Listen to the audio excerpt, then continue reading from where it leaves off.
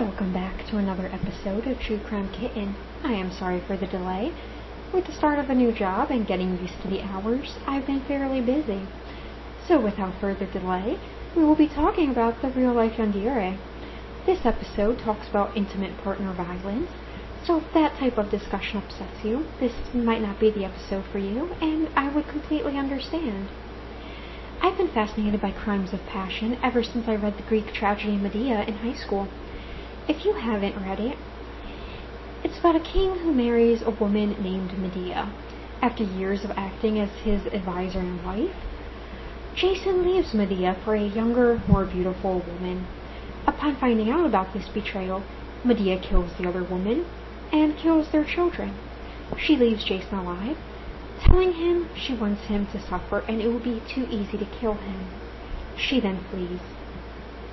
Over the centuries, there have been books and movies and even songs involving similar characters, usually depicting a seemingly innocent woman who falls in love with a man and then tries to ruin his life or kill him. There's even a word to describe this type of character trope. A yandere is usually a female character who comes off as sweet and innocent until she falls in love with another character, usually the main male protagonist, and becomes violently and insanely obsessed, to the point of trying to hurt or kill the object of their affection or anyone they deem a threat.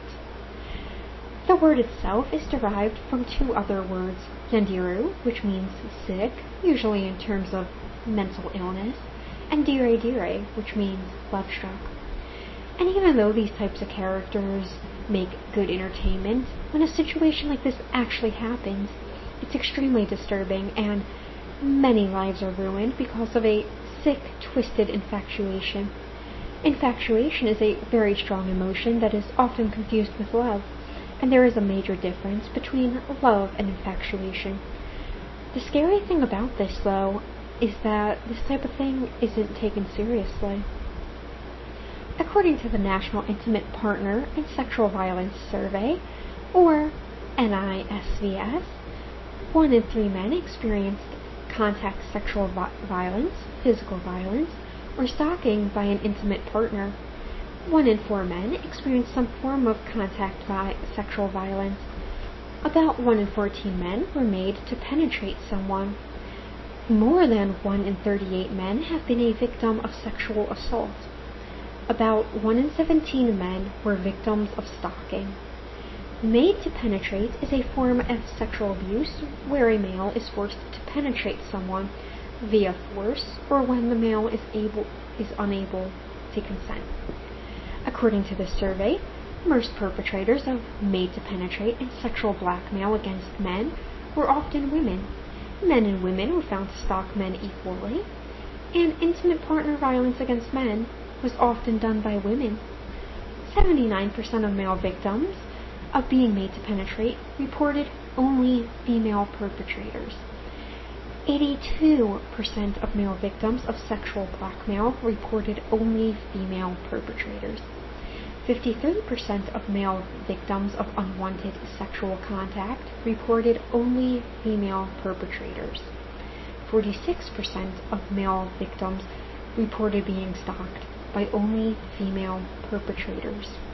97% of men who experienced rape, physical violence, or stalking by an intimate partner had only female perpetrators.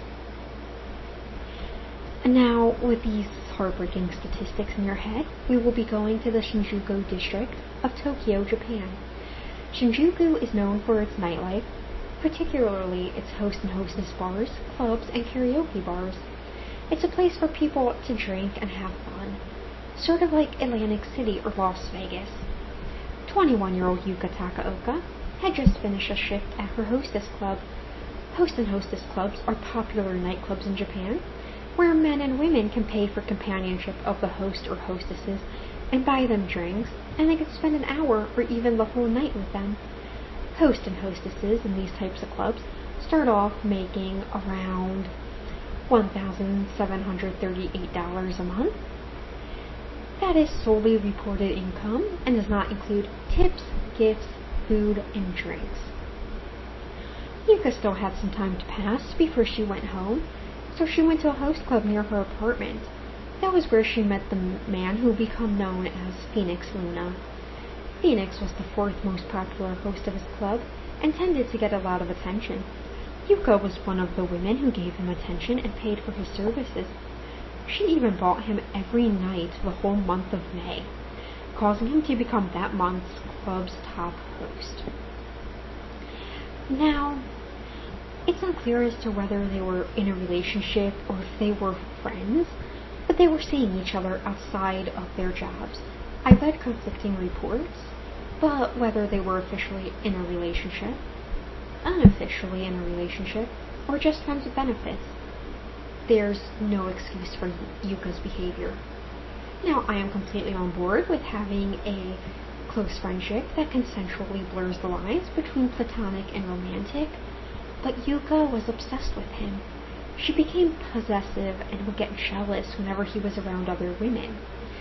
While possessiveness and jealousy is always a bad thing, it became an even bigger problem because Phoenix made his living off socializing with women.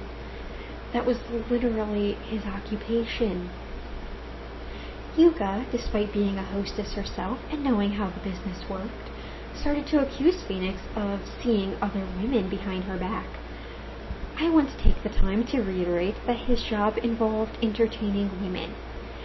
Women were paying him for his time. Yuka knew this was how he was paid.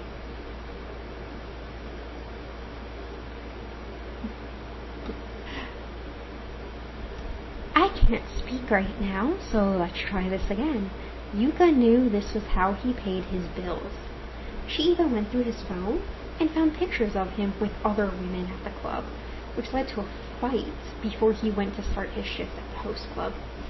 Even though they fought, Yuka later texted Phoenix and asked him to come to her apartment to help her clean, and he said yes, although he arrived very late because of his shift. He was tired and asked her if he could take a bath to relax. She said yes, and then she went to bed. When Phoenix got out of the shower, he went to bed and immediately fell asleep next to her. As soon as she was sure he was asleep, she got a knife and stabbed him in the stomach. They struggled as he tried to fight for his life. He managed to escape her apartment, get into the elevator, and get to the lobby. Yuka found him again and continued her assault. A witness saw what was going on and called the police. When they arrived, Yuka was on the ground sitting next to his body, talking calmly on the phone and smoking a cigarette. When police searched her apartment, they found, "I like you so much, I want to kill you," written in blood all over her walls, as well as diary entries saying she loved him so much she wanted to kill him and be with him forever.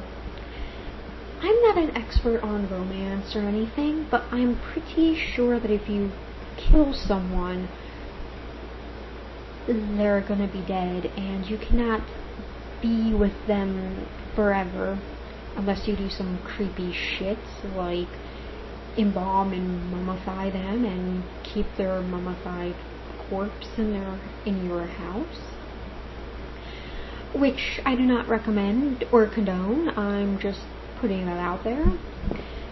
Phoenix's liver had been lacerated and was severely damaged. He was in a coma for 5 days, but he survived. He legally changed his name to Phoenix Luna and went back to work at the club despite his scars. And to make things even more shocking, he forgave her. During her court hearing, he asked the judge to give her a light sentence. The judge complied with his wishes and gave Yuka 3 years in jail, where she will be released in around 2022 or 2023. The photos of Yuka sitting next to his body eventually went viral, and she developed a fan base of people who began to glorify her as a real-life Yandere, and saying she's too beautiful to be a criminal. Her social media became flooded with people praising her and glorifying her behavior, which to me is disturbing. And honestly, I don't like to bring social issues into my content. This is one thing that actually pisses me off. When women get crazy and commit crimes such as these, they get praised and they get glorified.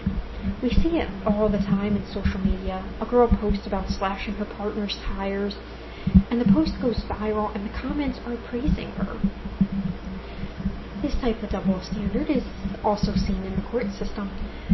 Women tend to get lighter sentences, and even in child custody battles, most of the time, the mother gets full custody. Between that and the statistics in the beginning of this video, it shows that intimate partner abuse towards men isn't taken as seriously as it should be. And with that, I'm wrapping up this episode. If this case made you want to lock yourself inside your house and never meet anyone again, Introvert's Retreat will make it that much easier. Each box comes with a book written by a female author, a snack, and your choice of coffee, tea, or cocoa. You can also choose to get the premium box, which has everything the basic box has, but also includes a candle, soap, or bath salts. You can also purchase candles, soaps, or bath salts separately. If you choose to order one, you can use the code KITTEN at checkout. It'll help you and me out. Click the link in the description and check it out. And while you're down there, don't forget to like, subscribe, and comment. Until next time, keep those claws sharp, kittens.